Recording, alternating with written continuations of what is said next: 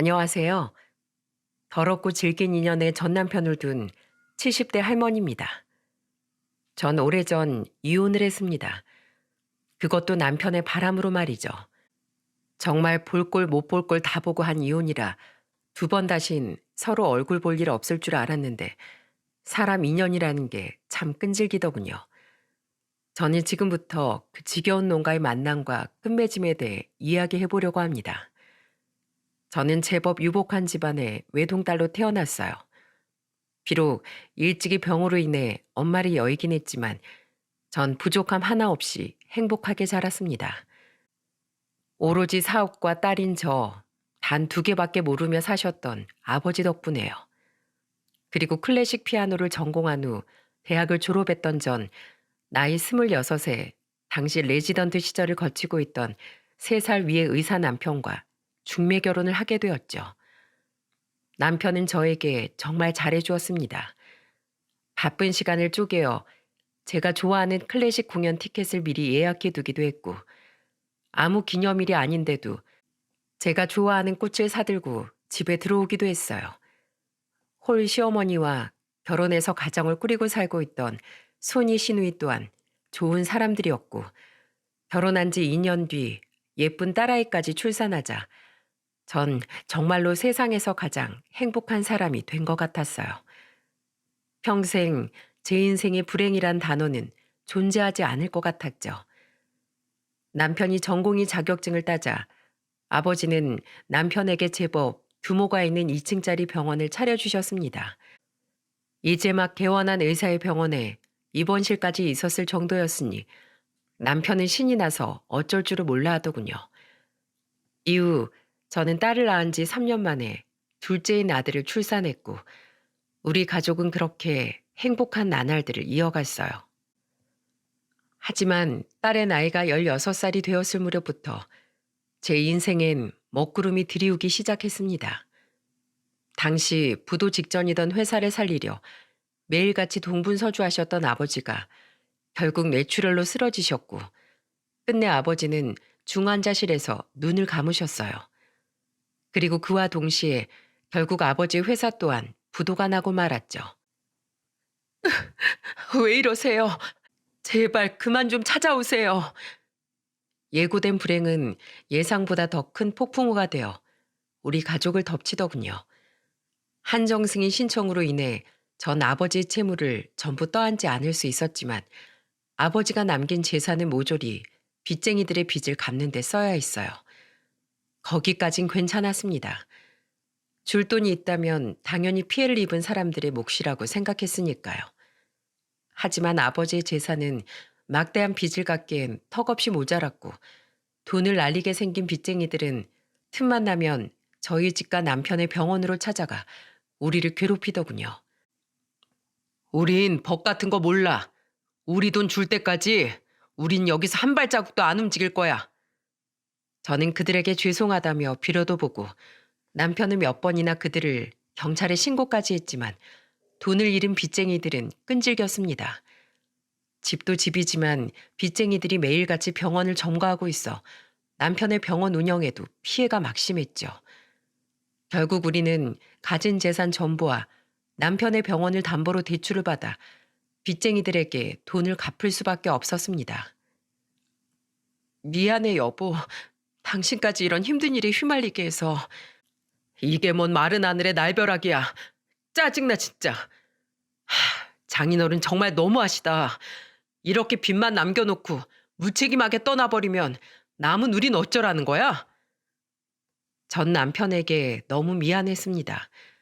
그런데 남편은 미안해하는 저를 과도하게 몰아세울 뿐만 아니라 돌아가신 저희 아버지를 비난까지 하더라고요.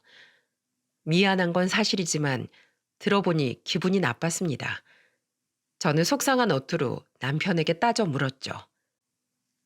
무슨 말을 그렇게 해. 우리 아버지가 돌아가고 싶어서 돌아가셨어? 나 당신한테 미안한 건 맞는데 적어도 당신이 우리 아버지에 대해 그렇게 말하면 안 되지. 이 집 그리고 당신 병원 다 우리 아버지가 해주셨던 거 아니야? 게다가 당신은 당신 어머님 돌아가시기 전까지 다달이 몇십에서 많게는 몇백만 원까지 생활비로 붙여드렸잖아. 우리 아버진 오히려 우리한테 생활비 보태쓰라면서 매번 돈을 주기만 하셨는데 비록 모은 돈은 다 날리게 되긴 했지만 우리 아버지 덕에 우리가 지금까지 먹고 싶은 대로 먹고 쓰고 싶은 대로 쓰면서 살 수 있었던 거 아니야? 당신 속상한 건 이해하지만 적어도 우리 아버지에 대해 그렇게 이야기하지 말아줬으면 좋겠어. 의사랑 결혼하면서 그 정도 안 해오는 집이 어딨어? 내 주위에선 다 그렇게 받고 결혼했어. 당신만 뭐 대단한 거 해온 것처럼 유세 떨지 마. 에이, 짜증나 정말. 그날 이후 우리는 하루가 다르게 멀어져만 갔습니다. 날이 갈수록 제게 퉁명해지던 남편은 빚을 갚아야 한다며 저에게 최소한의 생활비만 주더군요. 부족한 생활비와 아이들의 교육비를 위해서라도 저 또한 더는 가정주부로만 살아갈 순 없었기에 고민 끝에 전 피아노 개인 강습을 시작했어요. 저희 집엔 제가 취미로 치던 피아노가 있었거든요. 다행히 이름난 대학을 졸업했던 덕에 전 취미생과 입시생들을 꾸준히 가르칠 수 있었죠. 그렇게 시간은 흘러갔습니다. 예전과 달리 냉랭해진 집안 분위기에 아이들은 한동안 힘들어했지만 사람은 적응하는 동물이라더니 얼마 지나지 않아 아이들 또한 집안 분위기에 적응을 하더군요. 저 또한 처음엔 변한 남편을 보며 힘들고 가슴 아프기도 했지만 그래도 그런 남편을 받아들이려 노력했어요. 어찌됐든 함께 저희 아버지의 빚을 갚아준 사람이고 여전히 제 옆을 지키고 있는 남편이자 아이들의 아버지였으니까요. 그리고 무엇보다 전 남편에게 여전히 죄책감을 가지고 있었죠. 그런데 문제는 남편이 날이 갈수록 돈에 인색해져 갔다는 겁니다. 남편은 매일같이 저만 보면 돈돈거렸어요. 그러더니 나중엔 아이들에게 들어가는 돈까지 아까워하더군요. 처음엔 애들에게 먹는 걸로 눈치를 주더니 나중엔 어쩌다 한 번 사입는 아이들의 계절옷을 보면 한숨부터 쉬더라고요. 그럴수록 전 학생을 늘리고 더욱 열심히 일했습니다. 대출금은 남편이 알아서 갚고 있던 터라 앞으로 갚아야 할 금액이 얼마나 남았는지 모르겠지만 얼른 대출을 다 갚고 다시 돈을 모아 예전처럼 행복한 가족으로 돌아가고 싶었거든요. 그렇게 제 나름대로 돈을 모으면 남편에게 대출금을 갚으라며 그 돈을 전부 주고 남은 돈과 남편이 준 생활비를 아껴 아이들 학원을 보내고 가게를 꾸려나가길 반복하는 세월이 흘렀습니다. 그러던 어느 날이었어요. 엄마, 나 학교에 육성회비 내야 하는데. 어머, 내 정신 좀 봐. 당시 고3이었던 딸은 제게 쭈뼛거리며 육성회비를 달라고 하더군요. 분명히 달력에 메모를 해놨는데 아차 싶더라고요. 그리고 그럴 일도 아닌데 괜히 돈 문제로 딸이 부모 눈치를 보는 것 같아 속상했죠. 그런데 워낙에 돈을 모으기만 하면 남편에게 전부 줬던지라 제 수중에 육성회비를 낼 만한 돈조차 없더라고요. 하는 수 없이 전 아침 식사 자리에서 남편에게 육성회비 이야기를 꺼냈죠. 여보, 유나 학교 육성회비를 내야 하는데 내가 지금 수중에 돈이 없어. 오늘까지 내야 한다니까 당신이 나 대신 좀 유나 육성회비 좀 내줘. 뭐? 애들 교육비랑 생활비는 다 당신이 알아서 하기로 한 거 아니었어? 그랬지. 근데 며칠 전에 내가 당신한테 그동안 모아놨던 돈 다 줬잖아. 당장 이번 달 생활비도 빠듯하고. 참 집안 살림 잘 꾸린다. 아휴, 애들 키우는데 돈이 왜 이렇게 많이 드는 거야? 아주 숨만 쉬어도 돈이네 돈. 여보, 애들 앞에서 말 좀 가려서 해. 왜 애들 상처받게 말을 그렇게 해? 이렇게 대놓고 말해줘야 얘들도 부모 돈이 땅 파면 나오는 게 아닌 걸 알아먹지. 에휴, 유나 너 설마 대학교까지 간다는 염치 없는 말 하는 건 아니지? 분명히 말해두는데 나 그럴 돈 없다. 남편은 하다못해 딸을 향해 망언을 날리더군요. 딸은 수저를 식탁에 가만히 내려놓더니 남편을 바라보며 이렇게 말했어요. 저 대학 가고 싶어요, 아버지. 담임 선생님이 제 성적 정도면 의대도 노려볼 수 있다고 말씀하셨어요. 저도 아버지처럼 의사가 되고 싶어요. 뭐? 의대? 남편은 젓가락을 탁 소리가 나게 식탁에 내려놓더니 딸을 향해 비아냥대기 시작했습니다. 저는 화가 나서 남편을 말렸죠. 기집애가 뭐 공부? 의대를 가? 개나 소나 의사 아냐? 너 의대 학비가 얼마나 비싼 줄이나 알아? 허튼 소리 하지 말고 고등학교 졸업하면 공장에 취직해서 돈이나 벌어. 먹여주고 키워준 값 집에다가 보태라고. 여보, 그게 애한테 지금 할 소리야? 돈이 없으면 빚을 내서라도 자식들 공부시키는 세상에 뭐? 의대를 포기하고 공장이나 가라고? 그것도 집에 돈이 있을 때나 하는 말이지. 이래서 요즘 것들이 문제야. 자식 대학 보내는 일이 어디 한두 푼 드는 일인 줄 알아? 야, 조윤아. 너 이번 기회에 똑똑히 알아둬라. 내가 조건 없이 너희들한테 지원해주는 건 딱 고등학교 때까지야. 더는 국물도 없어. 알아들어? 에이, 밥맛 떨어져. 남편은 사납게 인상을 쓰며 식탁에서 일어났습니다. 그런데 그때 예상치 못한 일이 일어났어요. 화가 난 제가 벌떡 일어나 남편에게 뭐라고 더 따지려고 하는데 누군가 저를 막아서더군요. 누가 조건 없이 우릴 지원해 줬는데요? 아버지가요? 그 사람은 바로 저와 남편을 따라 의자를 박차고 일어난 딸이었습니다. 딸은 그동안 참아왔던 서러움이 터진 듯 눈물을 그렁거리며 남편에게 따지듯 묻기 시작했어요. 뭐야? 너 지금 어디서 눈가를 부라려? 이게 감히 부모한테 건방지게 당장 눈 안 깔어? 아니요, 못 깔겠어요. 저도 오늘 할 말을 해야겠어요. 아버지가 조건 없이 우릴 지원해 줬다고요? 아버진 외할아버지 돌아가시자마자 매번 돈 아깝다면서 우리한테 눈치 주셨잖아요. 뭐만 하면 돈 없다. 어린 놈들이 먹어도 너무 많이 먹는다. 교복값은 왜 이렇게 비싸냐. 이러면서요. 무슨 부모가 그래요? 어떻게 부모가 자식들 이렇게 서럽게 만들 수가 있어요? 부모가 자식 먹여 살리는 게 당연한 일인 줄 알아? 나나 되니까 집이 이렇게 힘든데도 너희들 책임지는 거야. 그럼 감사합니다 하고 넙죽 절을 해도 모자랄 판에 어디서 되바라지게 굴어? 좀 당연하면 안 돼요? 솔직히 아버지도 자식인 엄마한테 다 퍼주던 외할아버지 덕에 외할아버지 돌아가시기 전까진 편히 산 거잖아요. 아버진 친부모도 아닌 외할아버지 피를 쪽쪽 빨아먹고 살았는데 왜 우리한텐 고작 집에서 편하게 밥 먹는 것조차 눈치를 줘요? 게다가 아버진 쥐꼬리만한 생활비만 엄마한테 줬을 뿐이잖아요. 힘들게 살림하고 피아노 가르쳐서 우리 공부시키고 있는 건 바로 엄마 아니에요? 근데 왜 생색이란 생색은 아버지 혼자 다 내세요? 대체 왜요? 이게 진짜? 오냐? 너 오늘 비 오는 날 먼지 나게 한번 맞아보자. 아, 여보.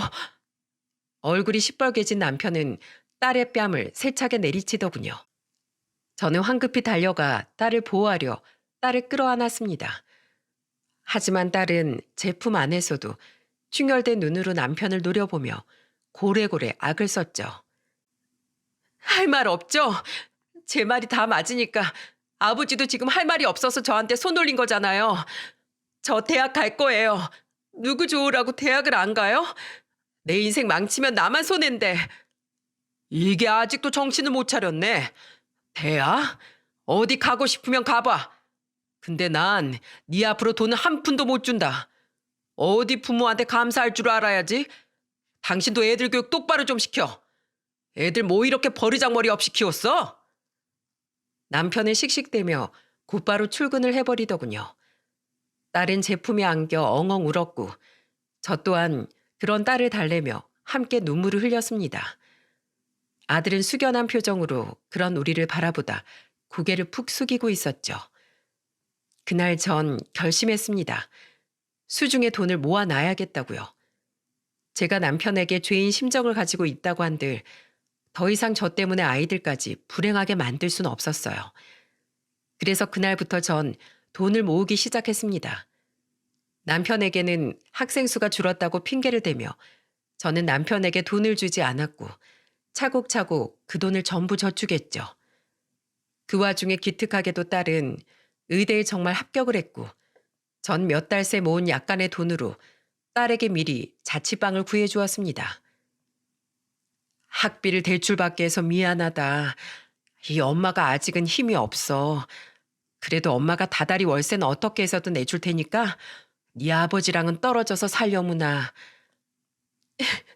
고마워, 엄마. 나 공부 진짜 열심히 할게. 과외도 해서 돈도 열심히 벌게. 그렇게 딸을 내보내자 남편은 괘씸하다는 둥, 두 번 다시 이 집에 발도 못 붙이게 할 거라는 둥, 가진 욕이란 욕은 다 하더군요. 저는 거기다 대고 한 가지 더 통보를 했죠. 규민이도 기숙사에 있는 고등학교 보낼 거야. 애랑 얘기 다 끝냈으니까 그렇게 알아. 뭐? 그 기숙사빈 다 누가 내고? 당신 나랑 상의도 없이 이게 뭐 하는 짓이야? 여기서 학교 다니나 기숙사에서 학교 다니나 따지고 보면 그 돈이 그 돈이야. 모자란 돈은 내가 일을 더해서라도 메꿀 테니까 당신은 참견 마. 당신이? 그래 그럼 대신 나한텐 지금 들어가는 생활비 이외엔 한 푼더도 요구하지 마. 남편은 자신이 돈을 더 내도 되지 않는다는 제 말에 그제야 수긍을 하더라고요. 그 좋았던 남편이 대체 어쩌다가 저런 치사한 인간이 된 건지 참으로 한스러웠죠. 아이들은 방학이나 어쩌다 한 번씩만 절 보러 집에 올 뿐이었고 남편을 보기 싫어하는 아이들을 위해 전 종종 아이들의 학교 근처로 가서 밥을 사주고 시간을 함께 보내다 오곤 했습니다. 이후 전 아이들이 없는 집에서 꾸준히 돈을 모았고 정이 떨어진 남편과는 거의 투명인간 대하듯 필요한 말 이외엔 서로 대화를 하지 않으며 살았어요. 그렇게 4년이 지났고 대학에 간 아들은 대학 기숙사로 들어가게 되었습니다. 그때도 남편은 아들에게 등록금 한 푼 보태주지 않았죠. 저는 수중에 있는 돈으로 조금이나마 아이들의 학비를 보태고 생활비를 보내주었습니다. 그런데 최근 한 1년여 정도 사이에 남편의 행동이 어딘가 이상하더라고요. 남편은 자꾸만 외박을 일삼았고 가끔씩 남편의 옷에선 옅은 여자의 향수 냄새도 났어요. 처음엔 머릿속에 드는 생각을 애써 부정했습니다. 아무리 우리가 무늬만 부부였다지만 그 힘든 시간들 속에서도 서로를 버리지 않고 살아온 우리에겐 나름의 의리가 있을 거라고 생각했거든요. 하지만 거듭된 남편의 이상행동 속에 저는 어느 날 결국은 사람을 써서 남편의 뒷조사를 했습니다. 제 두 눈으로 확인하고 싶었거든요. 위태로웠던 우리의 결혼 생활이 정말 끝이 나려고 하는 건지 그 원인이 정말 남편의 바람인지 말이죠. 그리고 남편은 끝까지 놓지 않았던 마지막 제 희망 한 가닥을 무참히 끊어버리더군요. 심부름센터 직원이 제게 준 증거들을 본 전 두 눈을 질끈 감아버리고 말았습니다. 그곳엔 남편과 상간녀와의 외도를 입증해줄 수많은 사진과 자료들이 있었거든요. 남편분 능력이 좋으시네요. 바람난 여자가 무려 남편분보다 14살이나 어리더라고요. 저는 심부름센터 직원이 준 녹음 파일을 덜덜 떨리는 손으로 재생시켰습니다. 그리고 그곳에 담긴 남편과 상간녀의 음성은 저에게 어마어마한 배신감을 안겨주었죠. 자기, 이번에도 우리 딸 대학 등록금 내줘서 정말 고마워. 나 요새 자기 덕분에 인생에서 최고로 행복한 나날을 보내는 중이야. 나이 20살에 미혼모로 우리 딸 낳고 집에서도 쫓겨난 이후로 나 정말 안 해본 일 없이 힘들게 살았거든. 지금이야 안정적으로 보험 설계사로 일하고 있긴 하지만 여자 혼자서 애 키우고 산다는 게 정말 쉬운 일이 아니었어. 근데 지금은 당신이 집도 구해준 덕에 전세살이도 탈출하고 우리 딸 학비 걱정 없이 대학도 다니게 할 수 있어서 나 너무 행복해. 그래, 알지. 우리 진경이 그동안 많이 고생하면서 살았던 거. 그래서 내가 마음 아파서 더 잘해주는 거잖아. 앞으론 이 오빠만 믿어. 우리 진경이 인생은 이제 시작인 거야. 근데 오빠 이혼은 언제 해? 우리 언제까지 이렇게 숨어서 만나야 돼? 좀 기다려봐. 집사람이 내가 그렇게 눈치를 주고 일부러 더 무시하는데도 통 이혼하자는 소리를 안 하네. 요샌 대출금 갚는다는 핑계로 생활비를 더 줄였거든. 근데도 꿈쩍을 않는다. 다 늙은 게 눈치까지 없으니까 얼마나 더 꼴 보기 싫은지. 지금 무작정 이혼하자고 했다간 아까운 재산 분할만 잔뜩 하게 될지도 몰라. 사실 죽은 장인 때문에 받았던 대출금 이미 예전에 다 갖고도 남았거든. 그래서 내가 몰래 모아둔 재산이 꽤 돼. 어떻게든 무슨 꼬투리를 잡아서 그 여자를 유책 배우자로 만들어야 될 텐데. 눈물이 뚝뚝 흘렀습니다. 그동안 남편이 대출금을 갚느라 힘든 줄 알고 혼자서 생활비를 아둥바둥 아껴 쓰던 제 자신이 너무 바보 같고 한심하게 느껴졌어요. 2년 전부터 이미 남편은 제 남편이 아니었던 거예요. 저는 그날 저녁 남편의 면전에 제가 모은 증거들을 던져주었습니다. 이게 뭐야? 어? 당신이 이걸 어떻게... 뭐? 꼬투리를 잡아서 날 유책 배우자로 만들어? 대출금은 예전에 다 갚았다고? 사람을 등신 만들어도 유분수지. 어떻게 그 오랜 시간 동안 내 뒤통수를 치고 있었을 수가 있어? 그리고 당신 친자식들한텐 그깟 육성회비 하나로도 아까워서 벌벌 떨더니 뭐? 그년 딸 대학 등록금을 죄다 내줘? 네가 그러고도 부모야? 이 쓰레기 같은 놈아. 그동안 난 당신한테 미안해서 당신이 아무리 나한테 그리고 우리 애들한테 치사하게 굴었어도 모든 게 다 내 탓이라고 생각해서 나 꾹 참고 견뎠어. 당신이 우리 아버지 때문에 빚까지 지게 돼서 어쩔 수 없이 이렇게 변한 거라고 바보같이 믿었었다고. 근데 내가 바보 머저리였다. 등신 천치였어. 나 이혼 소송 걸 거야. 그리고 당신이랑 그 상간녀한테 위자료 두둑이 받아내서 우리 딸, 아들, 대학 등록금 내가 전부 다 내줄 거야. 이 더러운 인간아. 아, 진짜 재수없게도 걸렸네. 이렇게 될 줄 알았으면 그냥 돈 몇 푼 쥐어주고 진지게 내쫓아버릴걸. 소송? 걸어. 근데 당신 돈은 있어? 변호사 비용이 한두 푼이 아닐 텐데. 당신 예전에 육성회비 낼 돈도 없어서 나한테 빌빌거리지 않았나? 넌 딴주머니 차고 다녔는데 나라고 안 그랬을까 봐? 밴댕이 같은 너 때문에 어떻게든 내 자식 내가 챙기려고 나도 그동안 돈 좀 모아뒀어. 야, 진짜 인생 그따위로 살지 마. 나 같으면 14살 어린 여자 꼬시려고 내 자식은 내팽개치고 그 여자랑 그 딸 자식한테 돈 퍼다 날랐다는 사실이 너무 쪽팔려서 어디 가서 얼굴도 못 들고 다닐 거야. 흥, 나이 많고 능력도 없으니 약 올라서 이죽되는 꼴 하고는. 그래, 이혼해. 법정에서 보자, 어? 이렇게 먼저 속 시원하게 이혼하자고 해줘서 고맙다. 분통이 터졌습니다. 남편은 끝까지 제게 미안하다는 말 한 번 없이 도리어 뻔뻔하게 나오더라고요. 저는 그날 피눈물을 흘리며 짐을 싸서 딸의 자취방으로 향했어요. 자초지종을 들은 딸은 노발대발하며 저에게 말했죠. 하나부터 열까지 참 치사하고 더러운 인간이다. 차라리 잘 됐어. 그 인간 돈 잔뜩 뜯어내고 시원하게 이혼해버려. 이제 나랑 같이 살자, 엄마. 이후 저는 모은 돈을 털어 변호사를 선임했고 남편과 그 상간녀에게 각각 소송을 걸었습니다. 남편은 그동안 얼마나 오래 절 속인 건지 모아놓은 돈이 제법 두둑했더군요. 덕분에 저는 꽤 큰 액수의 재산 분할과 함께 두 인간에게 각각 두둑한 위자료를 받은 후 이혼을 할 수 있었습니다. 남편과 상간녀는 마지막 재판이 끝나고 난 후 저를 보며 이러더군요. 으유, 지겨운 돈벌레들이 마지막까지 내 피와 살을 물어뜯고 가는구나. 됐어, 오빠. 이제 신경 꺼. 앞으로 펼쳐질 우리 행복한 미래를 위한 투자였다고 생각하자. 소름 끼치는 상간녀의 콧소리에 절로 인상이 찡그려졌습니다. 저는 그들을 보며 딱 한마디를 해줬죠.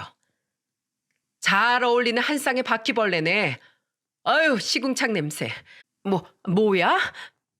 제 말에 상간녀는 발끈했고 남편은 제게 주먹을 치켜들더군요. 그러자 저와 함께 있던 딸은 절 감싸 안았고 아들은 그런 남편을 막아서며 이렇게 말했습니다.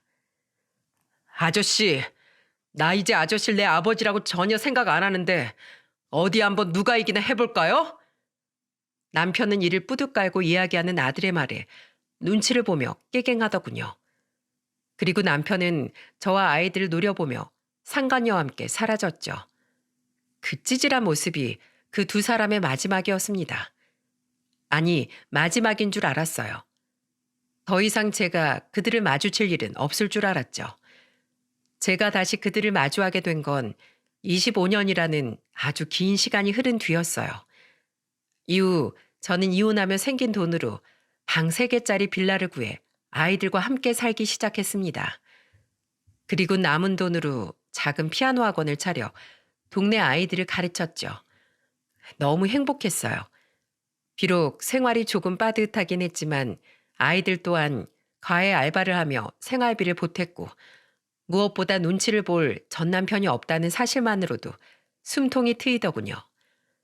이렇게 행복할 줄 알았으면 죄책감이고 뭐고 그냥 진즉에 이혼할 걸 그랬다는 생각이 매일같이 들더라고요. 저는 전 남편과 상간녀와의 소식은 일절 알아보지 않았습니다. 궁금하지도 않거니와 애초에 알고 싶지도 않았거든요. 그저 앞으론 제 앞에 놓인 인생의 행복만을 움켜쥐며 살고 싶었죠. 저희 딸은 전공의 과정까지 마친 대학병원에 그대로 남아 의사 생활을 계속하다가 큰 대형 병원으로 이직을 했습니다. 제 아들은 회사를 다니다가 착하고 순한 며느리 만나 결혼을 했는데 저희 딸은 영 결혼 생각이 없더라고요. 한 번은 딸에게 물어보니 딸이 이렇게 말했죠. 그렇게 다정하던 내 아버지란 인간도 한순간에 변해버리는 걸 눈앞에서 봐서 그런지 난 별로 결혼 안 하고 싶어. 그것보다 난 그냥 사랑하는 우리 엄마랑 평생 이렇게 살래. 다 큰 딸은 저를 끌어안으며 얼굴을 부볐습니다. 저는 딸이 부모 때문에 너무 큰 상처를 안고 살아가는 것 같아 안쓰럽고 미안한 마음에 그런 딸을 꼭 안아주었죠. 그렇게 딸이 44살이 되었던 어느 무렵 딸은 저에게 굉장히 놀라운 소식 하나를 전해주더군요. 엄마, 대박! 나 오늘 아버지랑 그 상간녀 봤다? 그 여자 딸까지도 봤어. 뭐? 어디서? 나 오늘 예전에 대학병원에서 일할 때 모셨던 교수님 장례식장 간다고 했잖아. 그 교수님이 워낙에 발이 넓은 분이셨거든. 와, 근데 그 교수님이랑 친했는지 아버지가 그 여자랑 그 여자 딸까지 다 데리고 와 있더라고. 그 뒤로 둘이 재혼했나 봐. 근데 진짜 웃긴 게 뭔지 알아? 그 여자 딸 남편이라고 앉아있던 사람이 나랑 아는 사람이더라. 친하진 않았는데 예전에 대학병원에 있을 때 오며 가며 인사하던 다른 과 의사였거든. 세상 진짜 무지 좁지 않아? 그 사람이 나한테 먼저 아는 척 인사 오는데 날 본 인간들 표정이 진짜 가관이더라. 무슨 일인지 몰라도 나 모른 척 하던데? 그러면서 내가 무슨 말을 할까 싶었는지 딱 봐도 표정이 엄청 불안해 보이더라고. 그래서 너도 그 사람들 아는 척 안 했어? 당연히 안 했지. 나도 그 쪽팔린 인간이 내 아버지라고 알리고 싶지 않았거든. 심지어 그 인간 나중에 술에 취해서 창피한 줄도 모르고 자기 그 나이까지 아직 돈 잘 번다고 막 다른 의사들한테 떠벌리고 있더라. 나이가 70 중반이 다 된 인간이 왜 그러고 살까? 진짜 너무 싫어. 딸은 이야기를 하며 몸서리를 치더군요. 놀라웠어요. 그리고 한편으론 우리 딸은 그 인간에 대한 트라우마로 결혼도 안 하고 있는데 그것들은 잘 사고 있다는 사실에 신경질이 났죠. 그런 제 마음을 눈치챘는지 딸은 저를 끌어안으며 이렇게 말하더라고요. 엄마, 그 인간들 잘 살고 있어서 속상해? 그러지 마. 지금 우리만 행복하게 잘 살고 있으면 그걸로 된 거잖아. 우리 딸 언제 이렇게 다 커서 엄마를 가르칠 줄도 알게 됐어? 기특한 우리 딸. 맞아. 엄만 지금 너랑 이렇게 살고 있는 지금이 최고로 행복해. 하지만 우리와 다르게 캥기는 것이 많은지 그들은 우리를 무시할 수 없었던 모양이더라고요. 그 주 주말 전 남편은 어떻게 알았는지 저희 집을 찾아왔습니다. 인터폰도 제대로 확인하지 않고 얼결에 문을 열었던 전 남편을 보자마자 황당한 표정을 지었죠. 통째로 먹던 오이를 손에 든 채 말입니다. 전 남편은 그런 저를 휙 밀치더니 집으로 성큼성큼 들어오더군요. 뭐야? 거실에 앉아 TV를 보던 딸은 그런 전 남편을 보고 경악을 하더라고요. 저 또한 너무 놀라 거실로 뛰어와 남편을 향해 소리쳤죠. 당신 뭐야? 어떻게 여기를 알고 찾아왔어? 여긴 대체 왜 온 건데? 동사무소 가서 조금만 알아보면 사는 주소 같은 건 다 나와. 그리고 당신은 빠져. 난 당신한테 아무 용건 없으니까. 유나 너 나랑 얘기 좀 하자. 너 며칠 전에 장례식장에서 나랑 우리 가족 봤지? 우리 가족이래. 네, 봤어요. 왜요? 너 행여 내 딸이라고 내 사위한테 입 한 번 뻥끗했단 봐라.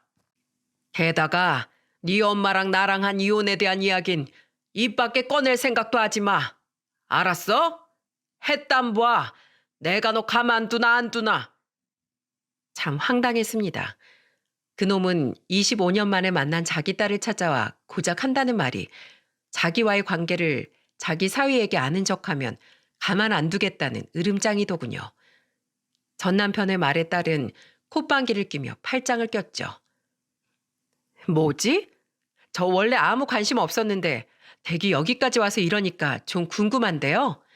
내가 왜 얘기하면 안 되는데요? 넌 어릴 때나 지금이나 싹바가지 없는 건 여전하구나. 그냥 하지 말라면 하지 말어. 어차피 업계 좁은 바닥이라 이혼한 걸 숨기지 못했을 거고. 아, 바람 펴서 이혼당한 사실을 숨긴 건가? 맞죠? 놀랍게도 딸의 말이 정답인지 남편은 아무 말도 못하고 입술을 꾹 깨문 채 부들대더군요. 자신의 말이 들어맞자 딸은 입꼬리를 싹 말아 올리더니 이죽거렸죠. 그 사람 집안 내가 알기론 부모님이 교육자 출신이라 꽤나 엄한 집안이라는데 어떻게 그런 집 아들을 이런 쌍놈의 집안에서 콱 물었대? 어지간히 그 사람 앞에서 가식 떠셨나 봐요. 그 사람 집안에서 알면 얼마나 기절초풍하려나. 자기들 사돈이 24년을 함께 산 조강지쳐 버리고 바람난 짐승 같은 인간들인 걸 알면 말이에요. 이게 진짜? 너 어렸을 때처럼 좀 맞아봐야 정신 차릴래? 이게 어디서 지혜비도 몰라봐. 때리긴 누굴 때려. 정신 못 차린 건 바로 당신이야. 저는 고함을 지르며 딸의 앞을 막아섰습니다. 그리곤 손에 들고 있던 오이로 남편의 머리통을 후려쳤어요. 아! 당신 미쳤어? 지금 뭐로 때린 거야? 먹던 오이다. 이 오이 쭉정이 같은 놈아. 안 그래도 내가 25년 전에 네 놈이 내 딸 뺨 때렸을 때 똑같이 못 때려준 거 하나가 가슴에 유일한 한으로 남아있었다. 근데 25년 만에 나타나서 또 내 딸을 때린다 어쩐다 떠들어? 확 두들겨 패서 오이 소박이처럼 시뻘겋게 만들어줄까 보다. 내 집에서 당장 나가. 이 무식한 여편 내가 어디다 대고 손찌검질이야? 이게 봐줬더니 확 그냥. 지금 누구 엄마한테 손을 대? 굴하지 않고 전 남편이 제게 손을 들어올리자 이번엔 딸이 마시고 있던 냉커피를 전 남편의 얼굴에 부어버렸습니다. 그리고 우리는 정신 못 차린 그놈을 그대로 현관 밖으로 밀어서 쫓아내버렸죠. 2번 다시 우리 앞에 나타나지 마, 이 자식아. 아휴, 이것들이 진짜 내가 너희들 가만둘 것 같아? 어? 그래, 어디 두고 보자. 유나 너 감히 애비한테 이딴 짓을 해댔겠다? 아버지가 아버지 같아야 아버지 취급을 하죠. 어디 그쪽 사이한테 그쪽들 정치 한번 죄다 까발려 드려요? 해봐 어디. 그럼 나도 내 인맥 모조리 다 동원해서 내 기필코 네 의사 가운까지 벗겨버릴 테니까. 나 서울 바닥에서 의사만 수십 년을 해온 사람이야. 내 인맥이 어디 보통 인맥일 것 같아? 네. 어디 한번 해보세요. 그럼 나라고 뭐 가만히 있을 줄 알고? 흥! 전 남편은 약이 머리끝까지 올랐는지 한참 동안 저희 집 앞을 떠나지 않고 문 앞에서 고래고래 욕설을 퍼붓더군요. 듣다 못한 제가 경찰에 신고한다고 소리를 치자 겁을 먹었는지 그 찌질한 놈은 그제야 조용해지더라고요. 하지만 한편으론 걱정이 된 저는 딸에게 조심스럽게 물었습니다. 저놈 저렇게 보낸 건 속이 다 시원하다만 너 정말 괜찮겠니? 너 앞으로 곤란해질 일 같은 건 없는 거야? 그 인간이야 이제 다 늙어서 의사를 그만둬도 잃을 게 없겠지만 젊은 넌 다르잖니. 됐어, 괜찮아. 내가 뭐 뒤구린 짓 하고 다닌 것도 아닌데 뭐가 무서워? 그리고 내가 좀 보고 들은 게 있거든? 가만히 있으려고 했는데 저놈이 우리 먼저 건드린 이상 나 열받아서 안 되겠어. 뭘 보고 들었는데? 그런 게 있어. 긴가민가해서 나도 좀 알아봐야 돼. 나중에 확실해지면 말해줄게. 딸은 의미 모를 말을 중얼거리며 이를 뿌듯 깔더군요. 그리고 딸의 말이 무엇을 뜻하는 거였는진 얼마 지나지 않아 곧 알게 되었습니다. 몇 주 뒤 집에서 쉬고 있는데 모르는 번호로 전화가 한 통 오더군요. 누군가 싶어 전화를 받은 전 상대방의 정체에 기함을 하고 말았죠. 희야, 이 늙은 여우야. 나 알지? 김진경. 처음엔 김진경이 대체 누구인지 몰라 잠시 갸우뚱했습니다. 그리고 다시 곰곰이 생각해보니 그제야 이름이 기억나더라고요. 그 사람은 바로 상간녀였죠. 아, 상간녀 씨? 이게 재혼한 지가 언젠데 어따 대고 아직도 상간녀래? 늙고 취해져서 내 남편한테 버림받은 주제에 너 내 남편한테 버림받은 거 아직도 마음에 담아두고 있냐? 그래서 잘 살고 있는 우리 보고 약 올라서 우리 뒷조사한 거지? 응? 니들이 우리 신고했지? 뭐? 아니 이게 뜬금없이 전화해서 왜 개소리야? 상간녀는 제게 이유 모를 말만 늘어놓으며 소리를 지르더군요.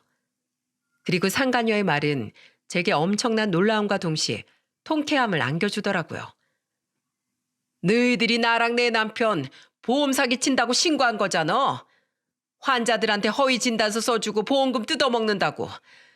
그렇게 여태 미련을 못 버리고 아직도 내 남편 엿먹이고 싶었냐? 네 딸이 분하고 억울하대? 자기 아빠가 자기 버리고 떠나서? 그럼 애초에 지가 자기 아빠한테 애교도 좀 부리고 해서 예쁨 받았으면 됐잖아. 이 구질구질한 것들아. 보험 사기? 우와, 너희 하다하다 범죄까지 저지르고 다녔냐? 대단하네. 근데 어쩌지? 당신 주소 잘못 찾았어. 난 당신이랑 그 인간이 어떻게 살고 있는지 정말 일도 관심 없었거든. 나 그렇게 한가한 사람 아니야. 웃기시네. 너희가 아니라고? 내가 그 말을 믿을 것 같아? 믿던지 말든지. 근데 너희 제발 좀 평범하게 살면 안 되니? 한 놈은 바람 피우다 이혼당한 거 사위랑 사돈한테 숨겨보겠다고 전처랑 딸 찾아와서 깽판을 치질 않나? 한 놈은 위법행위 저지르다가 재발저려서 남편 전차한테 입에 개거품 물고 난리를 치질 않나? 정말 환상의 짝꿍이다. 야, 너희가 평소에 똑바로 살았으면 누군가 너희를 그렇게 신고할 일도 없었겠지. 너희가 범죄 저지르고 잘못 살아서 그런 일이 생긴걸 왜 엄한 나한테 아프리야? 넌 네 딸 얼굴 보기가 부끄럽지도 않니? 하긴 알았으면 다 큰 딸 앞에서 대놓고 바람 피우고 다니지도 않았겠지. 뭐? 야, 이게 어디서 내 딸을 들먹여? 네가 먼저 내 딸 얘기를 꺼냈잖아. 내로남불도 유분수지. 너 내가 경고하는데 또다시 나한테 연락해서 그 더러운 입으로 내 자식들 입에 올려봐. 내가 지구 끝까지 쫓아가서 너든 네 딸년이든 가만 안 둘 테니까. 내가 예전엔 좀 지쳐서 그냥 순순히 돈만 받고 이혼하고 끝냈거든. 근데 지금은 매일이 너무 행복해서 에너지가 아주 풀파워야. 지금은 네 뼈가루 하나까지 다 씹어 먹을 수 있다고. 알아들어? 진짜인지 아닌지 궁금하면 어디 또 한번 연락해봐. 네 전화번호가 내 휴대폰 액정에 뜨잖아? 난 그 즉시 너희 집으로 찾아갈 거야. 그리고 예전에 너한테 미처 못했던 메타작, 자진몰이 장단까지 타면서 널 아주 흠씬 두들겨 패줄 거야. 알았어? 저는 소리를 빽 지른 후 전화를 끊었습니다. 그날 저녁 그 여자에게서 전화 온 이야기를 딸에게 들려주니 딸은 뒤집어지며 웃더군요. 그리고 눈물까지 훔치던 딸은 제게 기가 막힌 이야기를 들려주었죠. 미리 말 못해서 미안해, 엄마. 그 인간들 신고 내가 한 거 맞아. 저는 놀란 나머지 눈을 동그랗게 떴습니다. 딸은 어깨를 으쓱이며 그제야 그동안의 이야기를 제게 말해주더라고요.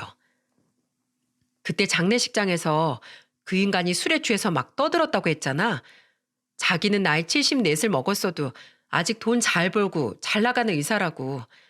근데 듣다 못한 다른 사람이 장단이라도 맞춰주려고 했는지 비법이 대체 뭐냐고 심드렁하게 묻더라. 그때 그 인간이 잔뜩 기세등등해져서는 이러더라고. 아, 장사는 무조건 서비스지. 고객이 원하는 거 다 맞춰주고 그럼 그 고객이 또 돈을 물어다 주고 그러는 거 아니겠소?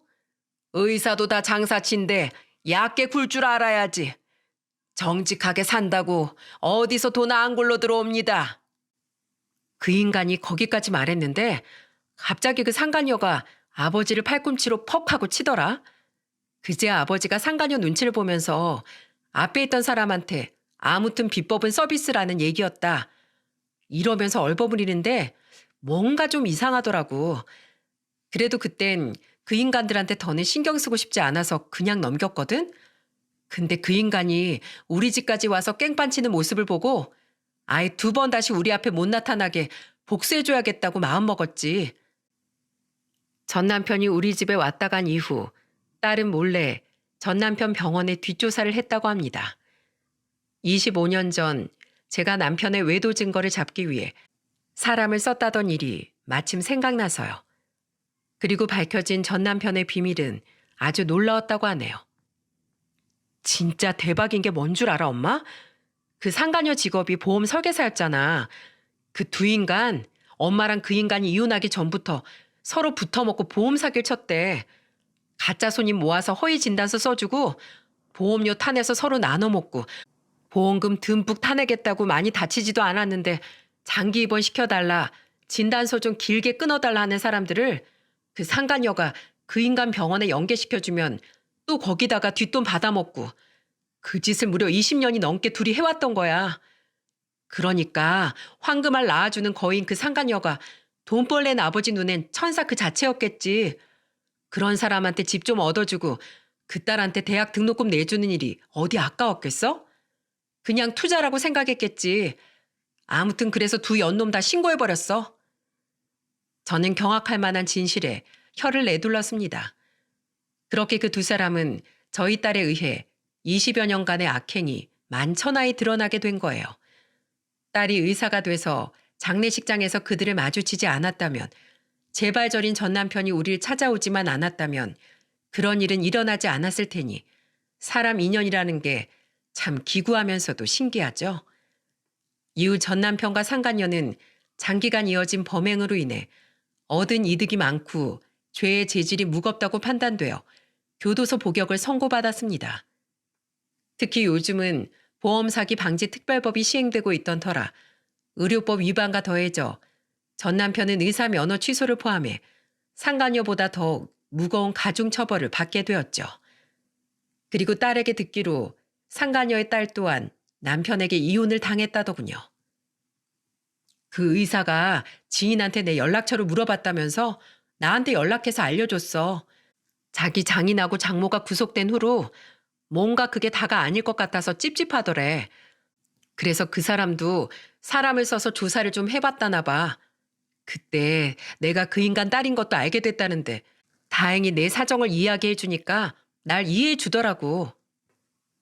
아무튼 그 조사가 진짜 신의 한 수였던 게 원래 그 사람은 부모의 죄가 자식의 죄는 아니니까 그냥 그 딸이랑 계속 같이 살려고 했었대.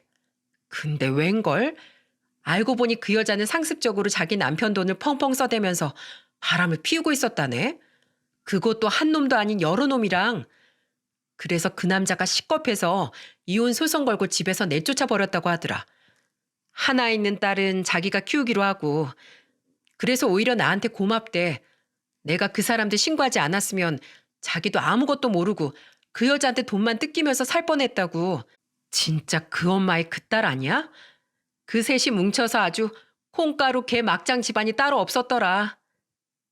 그 상간녀의 딸은 무슨 죄인가 하고 아주 잠시라도 생각했던 제 자신이 한심할 만큼 그 세 사람은 다른 의미로 완벽한 가족이었더군요.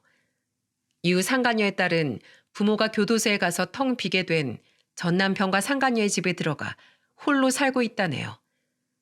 의사 남편의 수입 믿고 직장도 진즉에 그만뒀던 터라 경단녀가 되어 구직도 쉽지 않아 보였다는 딸의 말을 끝으로 1년 반이 지난 지금 전 더 이상 그 딸의 소식을 알지 못합니다.